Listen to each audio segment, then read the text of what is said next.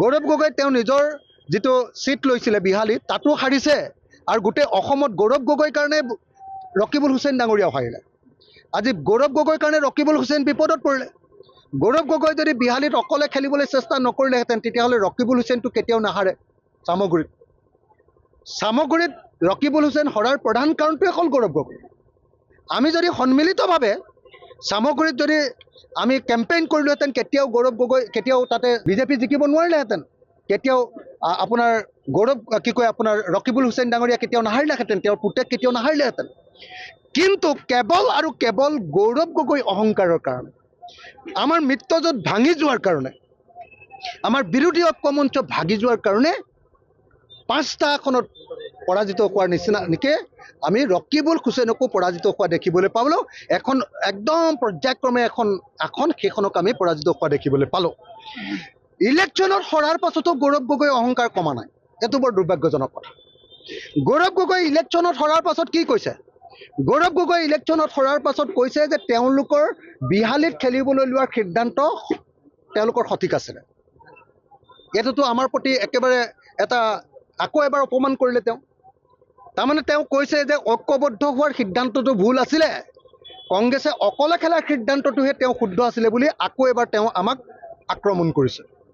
কংগ্ৰেছে তেওঁ কৈছে যে এইবাৰ নিৰ্বাচনত কংগ্ৰেছৰ ভোটৰ মাৰ্জিনটো বৃদ্ধি পাইছে, কিন্তু মাৰ্জিন একেবাৰে বৃদ্ধি পোৱা নাই। 2021 চনৰ বিধানসভাৰ নিৰ্বাচনত আমাৰ বিৰোধী ঐক্যমঞ্চই যিটো ভোট পাইছিলে 22,000 ভোট, আৰু বিৰোধী ঐক্যমঞ্চৰ লগতে আপোনাৰ এইবাৰৰ যিজন তেওঁলোকৰ কেণ্ডিডেট কি বৰা আছিলে, জয়ন্ত বৰাই যিমান ভোট পাইছে, এই দুইটা ভোট লগালে দেখা যায় যে এইবাৰ জয়ন্ত বৰাই পোৱা ভোটতকৈ বহুত বেছি, 1,000-1,500 ভোট বেছি হৈ যায়। তাৰমানে তাৰ অৰ্থটোৱে হ'ল যে গৌৰৱ গগৈয়ে যদিও আপোনাৰ বিহালীত ভোট বৃদ্ধি পাইছে বুলি কৈছে, ভোট বৃদ্ধি পোৱা নাই।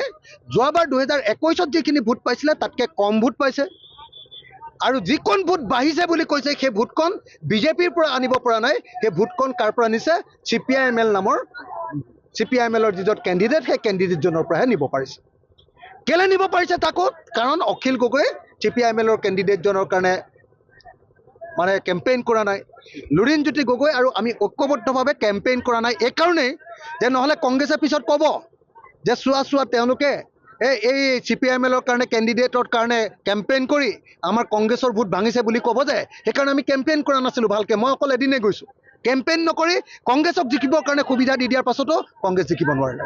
আৰু কালি যিটো কথা কৈছিলে গৌৰৱ গগৈটো আমাক বহুত অপমান কৰিছে। গৌৰৱ গগৈ কৈছে যে বিহালীৰ ধাবাত গৈ আমি মিটিং কৰিব লাগে, অথচ লিলি হোটেলত মিটিং কৰিব নালাগে, লিলি ষ্ট্ৰঙৰ মিটিং ফেইল হৈছে, বিহালীৰ ধাবাত গৈ আমাক মিটিং কৰিব লাগে। অথচ সেইবিলাক কংগ্ৰেছৰ অফিচিয়েল মিটিং আছিলে। কংগ্ৰেছৰ গোটেই অফিচিয়েল মিটিঙক অস্বীকাৰ কৰিব পৰাকৈ গৌৰৱ গগৈ ইমান ডাঙৰ মানুহ হ'লে, এইটোতো ভুল সিদ্ধান্ত লৈছে। সেইকাৰণে মই ভাবোঁ যে গৌৰৱ গগৈ অহংকাৰ কমাব লাগিব, কংগ্ৰেছৰ অহংকাৰ কমাব লাগিব।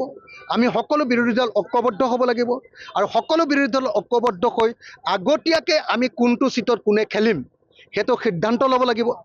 আৰু কংগ্ৰেছে অকলে খেলিবলৈ চেষ্টা কৰিব নালাগিব, কাৰণ আপোনালোকে দেখিছে যে এতিয়া ঝাৰখণ্ডত কংগ্ৰেছে যিমান চিটত খেলিছিলে বেছি কম চিটত জিকিছে, হাৰিছে।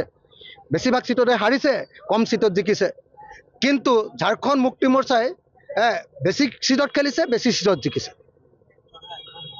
বেছি চিটত 43 খেলিছে, 34 জিকিছে। কংগ্ৰেছে ঢেৰ চিটত খেলিছে, হাৰিছে, মাত্ৰ 16টা চিটত জিকিছে। তো গতিকে কংগ্ৰেছে জিকিব নোৱাৰে। কংগ্ৰেছক মানুহে এতিয়ালৈকে গ্ৰহণ কৰা নাই। কংগ্ৰেছক তেতিয়াহে গ্ৰহণ কৰিছে যেতিয়া আঞ্চলিক শক্তিবিলাক ঐক্যবদ্ধ হৈ কংগ্ৰেছৰ লগত লগ লাগিছে।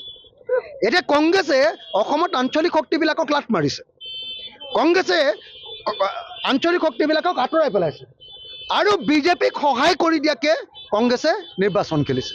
গতিকে কংগ্ৰেছে বিজেপিক সহায় কৰি দিয়াকৈ নিৰ্বাচন খেলাটো বন্ধ কৰিব লাগে, আৰু সকলো আঞ্চলিক শক্তি আৰু কংগ্ৰেছ ঐক্যবদ্ধ হৈ আমি 2026 চনত বিজেপিক পৰাভূত কৰিবৰ কাৰণে আমাৰ ষ্ট্ৰেটেজি, আমাৰ ৰণকৌশল তৈয়াৰ কৰিব লাগে। তাৰ কাৰণে মই কংগ্ৰেছ দল আৰু আন সকলো মানুহকে ঐক্যবদ্ধ হৈ সাম্প্ৰদায়িক ফেচিবাদী বিজেপি দলক পৰাভূত কৰিবৰ কাৰণে আগবাঢ়ি আহিবৰ কাৰণে আহ্বান জনাইছোঁ।